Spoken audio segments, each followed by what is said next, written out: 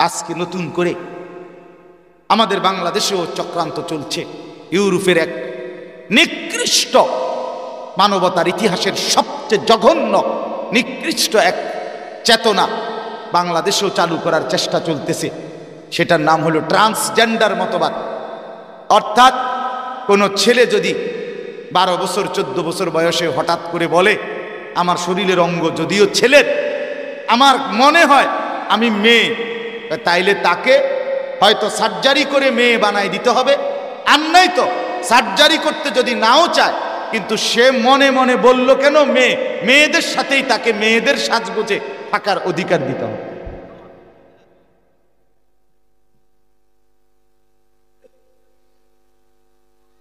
Transgender কোন মেয়ে যদি 14 বছর 18 বছরের কোন মেয়ে যদি বলে আমার দেহ যদিও মেয়ে কিন্তু আমার মন বলতেছে আমি ছেলে, তাইলে হয়তো তাকে সার্জারি করে ছেলে বানায় দিতে হবে, কাটাকাটি করে।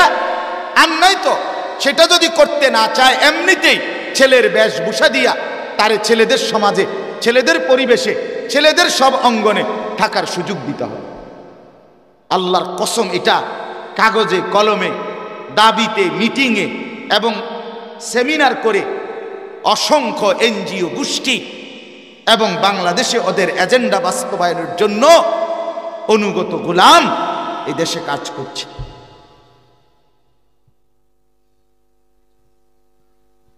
মুরব্বীরা গোবো এটি কি তো এরকম কথা তো শুনছি না, আরো কত কিছু শুনছেন না আপনারা। আপনাদের ছেলেদের মোবাইলে ওরা কি গুনাহ করে আপনি জানেন তো না, আপনি কল্পনাও করতেন না। আপনারে বুঝাইতে হইল। আমার একজনে কইছিল, আমার এক মুসল্লি আমার একদিন কইছিল, হুজুর আমি আজ থেকে 40 বছর আগে, 38 বছর আগে বিদেশ গেছি। 40 বছর হইব, 40-42 বছর আগে। তখন সে বলছিল এই 42-40 বছর আগে যখন বিদেশ, মধ্যপ্রাচ্যের এক দেশে, আরব দেশে, আমরা দুইজন করে মালিকে আমগো বাংলাদেশি করে থাকতে দিছে এক রুমে।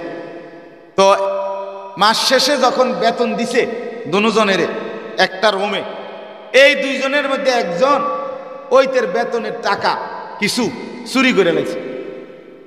তো এখন এই যার টাকা চুরি করছে সে ওই আরবি মালিকরে, আর আগের কথা, এখন অনেক চালাক, আগের কথা বলতেছি।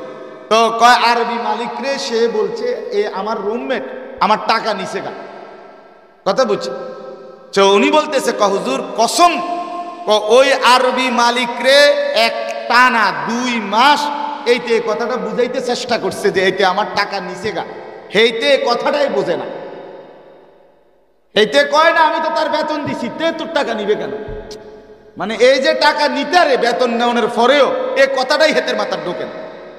কয় পারলই না বেটার এই কথাটা বুঝাইতো, কি রে হে চুরি করবো কি লেগা, এর তো কি দিছি, এই কথাটাই বুঝে। কয় উনি নিজে আমার সরাসরি বলছে হুজুর আমি নিজে ছিলাম। কয় হুজুর হে মালিক বুঝলই না এই কথাটা, না এটা হইব কেন, হে চুরি করবো কি লেগে, তুই কি কস বেটা, তারা তো কি দিছি না, মানে কথাটা বুঝছেন নি, এতে এটা বুঝতেই আছেন। আমগো চাচারা বুঝতই না, ছেলেদের গুনাহ বললে বুঝতই না। প্রথম যে সময় আমারও কইছে যে হুজুর এমনি সাইয়া সাইয়া কথা কম যায় মোবাইলে, আরো আগের কথা কইতেছি, আমি উদর বেটা বেকু বেটা কি কস না কস বেটা, না হুজুর সৌদি আরবে বেটা আত্মীয় স্বজনের লগে ডাইরেক্ট সাইয়া সাইয়া কথা কয়, সেটা এখন কি পরিমাণ সহজ, সেটা এখন কি পরিমাণ সহজ না। এই জন্য অশ্লীলতা মারাত্মক পর্যায়ে দাঁড়াইছে, মারাত্মক পর্যায়ে, অসভ্যতা মারাত্মক পর্যায়ে দাঁড়াইছে, সিরিয়াস পর্যায়ে গেছে। ট্রান্সজেন্ডার এখন বুদ্ধিজীবীরা উপস্থিত সদস্যদেরকে, আমি কিছুদিন আগে এক সেমিনারের বক্তব্য শুনছি, সেখানে একজন বিখ্যাত ব্যক্তি বলছে কথাটা বক্তব্যে, এখানে নারী, পুরুষ, তৃতীয় লিঙ্গ এবং ট্রান্সজেন্ডার যারাই আছেন সবাই আমাদের আপন। এই শব্দ তো নতুন, বক্তব্যের মধ্যেও সম্ভাষণের মধ্যে এই কথা নতুন করে বলতে হলো কেন? এটা তো বাংলাদেশে আগে ছিল না। এই নোংরামের কোনো সীমা আছে? পরিষ্কার বুদ্ধিজীবী এই বাংলাদেশে মতামত ব্যক্ত করছে যে শিশুদের কোনো ছেলে মেয়ে নাই, শিশু শুধুই শিশু। শিশুকে ছেলে বা মেয়ে আলাদা বলা এটা শিশুর অধিকার খর্ব করা। আপনার যেই কোনো, এটা ভাই আল্লাহর দোহাই, এটা রাজনীতি না, আমি রাজনীতির মানুষও না, আগামী প্রজন্মকে বাঁচানো এটা বাংলাদেশের আন্তর্জাতিক আইনে, বাংলাদেশের আইনও 18 বছরের নিচে সব শিশু। কি বলেন শিশু কিনা? ডাক্তার বলেন শিশু কিনা? তাহলে 18 বছরের নিচে যদি শিশু হয়, তাইলে আপনার 12 বছর, 13 বছর, 14 বছরের ছেলে মেয়ের মধ্যে আলাদা কিছু নাই, সব শিশু, সব শিশু। তার মানে কি, ছেলে মেয়ে 12, 14 বছরের, 13 বছরের, যার যেখানে মন চায় হাঁটবে, থাকবে, চলবে, খাবে, একই বাথরুমে যাবে, আসবে, একই কমন রুম ব্যবহার করবে, কারণ এরা না শিশু। এখানে আলাদা তো কোনো ছেলে মেয়ের বিভাজন করলে শিশুর অধিকার কোমল মনে আঘাত দেওয়া। এ তো হেসে খেলে পড়বে, এ তো ললিপপ খাইতে খাইতে শিখবে, এ তো চিপস খাইতে খাইতে পড়বে। তাকে সারাক্ষণ এক হাতে চিপস আর এক হাতে পড়ালেখা রাখতে হবে। চিপস হেসে খেলে, সে হেসবে, সে খেলবে, এই তামাশা। এই জন্য আমি আপনাদের কাছে অনুরোধ করছি, ছেলেরা, বাপ, তোমাদেরকেও বলছি, তোমাদের জীবন শেষ না। আমার নওজোয়ান ছেলেরা, তোমরাই পৃথিবীতে শেষ না, এমন না বিষয়টা যে তোমাদেরকে দিয়েই কিয়ামত। আল্লাহ চাহে তো আগামী 20 বছর পরে, আজকের 18 বছরের ছেলেটা আগামী 20 বছর পরে আল্লাহ চাহে তো ইনশাআল্লাহ তোমার বয়স 38 হবে, 40 হবে, তো আল্লাহ দিলে তোমারও হায়াতে বাঁচলে বিবাহ হবে, তোমারও সন্তান আসবে। এই যে যারা দাড়ি কাটে, তারা সরাসরি মুশরিকদের অনুসরণ করে, 100 যারা দাড়ি কাটে তারা সরাসরি মুশরিকদের অনুসরণ করে, সরাসরি। আপনি কাবা শরীফের ছাদে গিয়েও যদি দাঁড়ান, বলে না আমি হজে গিয়ে হুজুর কাবা শরীফের ছাদে গিয়ে দাঁড়াইছি, কাবা শরীফের ছাদে না, কাবা শরীফ আলগি দিয়ে আপনি বাইত নিয়ে আইয়েন। কিন্তু আপনি মনে রাখবেন, আপনার এই দাড়ি কাটা চেহারা মুশরিকদের অনুসরণ। হ্যাঁ, কারণ সবচেয়ে ভয়ঙ্কর কথা হইল, নবীজি যতবার দাড়ি লম্বা করার কথা বলছে, আল্লাহর কসম, রব্বে কাবার কসম, ততবারই নবী আগে এই কথাইটা বলছে, খালিফুল মুশরিকিন, মুশরিকদের বিরোধিতা করো। এরপরে কইছে ওয়াফিরুল লুহা, দাড়ি লম্বা করো। মানে এই কথাটা নাহলে এমনি মিলে কইলো কা, কথা বুঝেন না, এটা এমনি মিলে কইলো কেন? আগে এটা বলে দিছে মুশরিকদের বিরোধিতা করো, দাড়ি লম্বা করো, এটা কইলো কেন? দাড়ি লম্বা করে এমনি না কইব, এটার লোকে আবার হেটা কইলো কেন? আগে এটা বলে দিছে মুশরিকদের অনুসরণ। কোরআনুল কারীমের মধ্যে আছে যে তাদেরকে বন্ধু বানাবে, অনুসরণীয় বানাবে, ফাইন্নাহু মিনহুম, আল্লাহ বলছে সে তাদেরই অন্তর্ভুক্ত। আর এই হাদিস তো আপনারা শুনছেনই, মান তাশাব্বাহা বিকাউমিন ফাহুয়া মিনহুম, যে যাকে অনুসরণ করবে সে তারই অন্তর্ভুক্ত, রাসূল বলছে। আপনারা অনেকে শুনছেন, হাদিস স্পষ্ট আছে, নবী সাল্লাল্লাহু আলাইহি সাল্লামের এক সাহাবী একদিন আয়েশা নবীজিকে বলছে, মাতা সাআ, ইয়া রাসূলুল্লাহ, কিয়ামত কোন দিন? নবীজি বললেন, ওমা আদাত্তা লাহা, কিয়ামত যেদিনে হোক তোমার প্রস্তুতি কি সেটা কও। কথা বুঝেন নাই? তোমার প্রস্তুতি কদ্দুর সেটা কও। ওই সাহাবী বললেন, ইয়া রাসূলুল্লাহ সাল্লাল্লাহু আলাইহি ওয়াসাল্লাম, খুব নামাজ, খুব রোজা, খুব দান সদকা আমি দুর্বল মানুষ করতে পারি নাই, ফরজ ওয়াজিব তো পালন করি, কিন্তু খুব বেশি নফল নামাজ, খুব রোজা, দান সদকা করতে পারি না। কিন্তু একটা জিনিস ইয়া রাসূলুল্লাহ, 24 ঘন্টা আপনি রাসূলকে প্রচন্ড ভালোবাসি। ওয়ালাকিন্নী আহবাবতু, আপনাকে ভালোবাসি বন্ধু নবী, আপনাকে ভালোবাসি। আপনার মতো হতে, আপনার মতো সাজতে, আপনার মতো চলতে ফিরতে, আপনাকে অনুসরণ করতে বড়ই ভালো লাগে, বড়ই ভালো লাগে, বড়ই ভালো লাগে। খোদার কসম, রাসূল বলছে যাও, নিশ্চিন্তে যাও, আল মারউ মা মান আহাব্বা, মনে রাখবা হাসরের ময়দানে সে তার সাথেই হবে তাকে, সে যাকে ভালোবাসতো, যাকে ভালোবাসতো দুনিয়ায়, হাসরের ময়দানে সে তার সাথেই হবে। হযরতে আনাস বলে, ও মিয়া শুনেন, হযরতে আনাস রাদিয়াল্লাহু তাআলা আনহু বলেন যে আল্লাহর কসম, মুসলমান হওয়ার পর থেকে আমরা নবীর সাহাবীরা এই কথা শুনবার আগে আর কোনো কথায় কোনো দিন এত বেশি খুশি হই নাই, মার পেটের থেকে পইরা আর কোনোদিন এত খুশি হই নাই রাসূলুল্লাহর জবানে এই কথা শুইনা যতটা খুশি হইছি যে কিয়ামতে যাকে ভালোবাসবো তার সঙ্গী হব।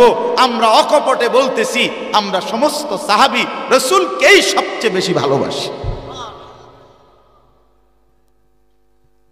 কাজে আর চিন্তা কিস, চিন্তা কিস? সেই ভালোবাসা অনুসরণকে নিয়ে। ভালোবাসার অনুসরণ ভিন্ন কিছু না। কাগজের এই পিঠ, এই পিঠ মানলে এই পিঠও মানতে হয়। কাগজের এই পিঠ আছে, এটা নাই। নজরুল ভাই কয় না নাই, এটা আলাদা করা যাবে তো? এই কাগজের এই পিঠ রাখতে হইলে এই পিঠ আলাদা করতে পারবেন তো? এই পিঠ আলাদা করলে এই পিঠ থাকবে তো? ঠিক একরকম মহব্বত অনুসরণ কাগজের এই পিঠ। যে ভালোবাসে সে অনুসরণ, যে অনুসরণ করে সে ভালোবাসে। ভালোবাসা অনুসরণকে দাবি করে, অনুসরণ ভালোবাসাকে প্রমাণ করে। ইন্নাল মুহিব্বা লিমান ইউহিব্বু মুতিউ, যে যাকে ভালোবাসে সে তার অন্তর্ভুক্ত। রাসূলুল্লাহ সাল্লাল্লাহু আলাইহি সাল্লাম তাশাব্বুহ, যে পুরুষ নারীর সাদৃশ্য অবলম্বন করে নবী তাকে বলছে লানত, তার উপরে খোদার গজব, তোর উপরে আল্লাহর লানত।